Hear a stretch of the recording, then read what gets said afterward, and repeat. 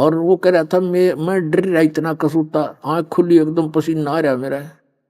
फिर मैं उठा, उठ कर मैंने उस मेरा जो बहनोई था वही बहन आ गई, उनसे जिक्र करा कि ऐसे ऐसे मैं वहां गुड़ चढ़ा रखा था किसी ने, एक मड्डी है अकाछा, वो गुड़ मन ने भी खा लिया और बैलों को खिला दिया। और आज सपने में एक ऐसा दिखा, इतने कद का व्यक्ति, मुसलमान टाइप सा था वो। तो वो कहने लगा तो मेरे से तगड़े की शरण में था, नहीं तो तुझे मारता और तेरे बैलान मारू, मेरी बसाई नहीं तो तू के जिंदा रह जाता। तो उसकी मेरी बहन का मुंह खुला खुला रह गया, अरे डकम में इतने वो गुड़ खा लिया उसका। कहाँ गुड़ खा लिया तारे पीर का, वो तो पीर है और उसने तो गड्ढे वैसे चटक कर रखे हैं, वहां तक कोई छूता भी नहीं, उसके आसपास तो कुछ भी होता रहे, तू बचा क्यों करे। तो बोला बेबे मन बहन मुझे मालूम है मैं क्यों कर बचा, थारे यहाँ समझ में आवना, मेरी बात मानो को नहीं तुम।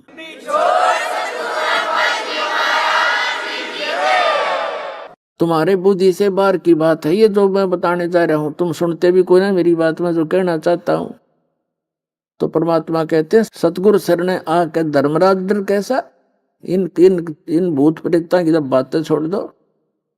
एक भी भगत कह रहा था जी मैं रात ने सो रहा था और सत्संग में आपके सत्संग सुने रखे थे कि भाई धर्मराज यम के दूत नहीं आ सकते लेने के लिए कबीर भगवान के इस दास के द्वारा प्राप्त भक्ति वाले को, यम के दूत लेने भी नहीं आ सकते आपको, ये सत्कर मान लेना। आपको तो भगवान ना होगा लेने के लिए। और जो परमात्मा की वचनों पर विश्वास करते हैं उन्हीं की सुनवाई होती है। वो कह रहा था जी मैं रात में सो रहा था, डेली सोते ही हैं रात्रि में, तो एक दो जने आए, भयंकर सी आकृति उनकी, और वो कहने लगे खड़ा हो तुम। मेरे को शरीर से बाहर निकाल लिया, मैंने अपना शरीर भी पड़ा दिखे और मैं बाहर जाता दिखूं।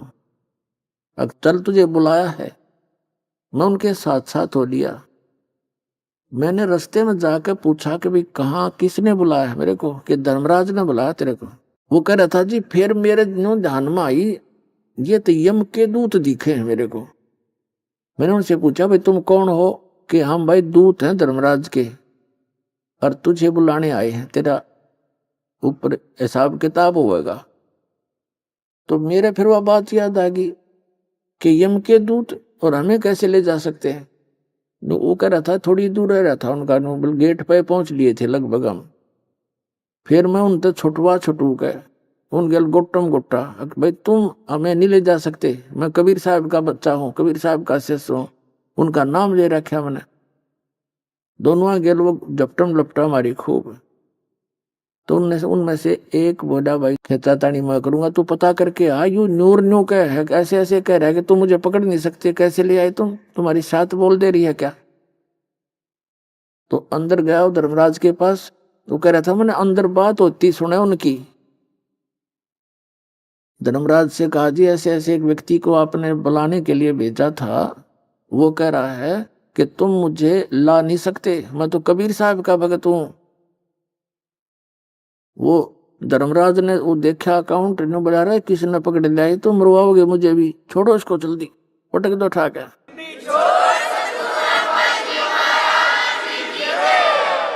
वो ने वो वहीं से पटक दिया मेरे को ऊपर। तो मैं न्यू आऊं जैसे ऊंचे स्थान से छलांग लगाते हैं जब कलेजे में गुदगुदी सी होती है, नो गुदगुदी सी होती है और मेरे एकदम, और आते में शरीर का मां पड़ गया, फंस गया नो।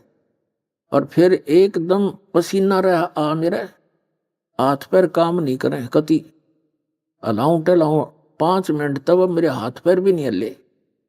फिर मैं उठा, फिर याद आई रत तेरा सचमुच जब ये यह सती थी मेरे शरीर की ना पावा हो तो मैं इसने सपना ही मान लेता।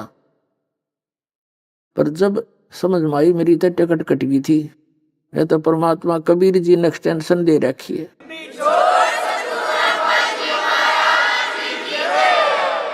सतगुरु सरना आके धर्मराज डर कैसा। धर्मराज के कहते हैं चित्रगुप्त के कागज की रू मेटू सकल बखेड़ा। इस चित्रगुप्त यानी इस धर्मराज के कागज पाट दूं, सतगुरु जो चावे सो कर ही। कबीर साहब के विषय में गरीबदास जी कह रहे हैं, सतगुरु जो चावे सो कर ही, 14 कोट दूत जम डर ही। ऊत भूत जम त्रास निवारे, और चित्रगुप्त के कागज पाड़े। आपके कर्म के लेख कबीर साहब मिटा सकता है। जम जो राजा से डरे, मिटे कर्म के लेख, अदली असल कबीर हैं ये, कुल के मालिक एक। अब कबीर परमात्मा जो है, ये हमारे कर्मों के अंक का भी, जो पाप कर्म है उनका भी नाश करके नए अंक लिख देंगे आपके भाग्य में। तो अब प्रसंग चल रहा है, वो सुनाते हैं आपको। अब क्या बताते हैं भाई, 33 करोड़ यज्ञ में आए,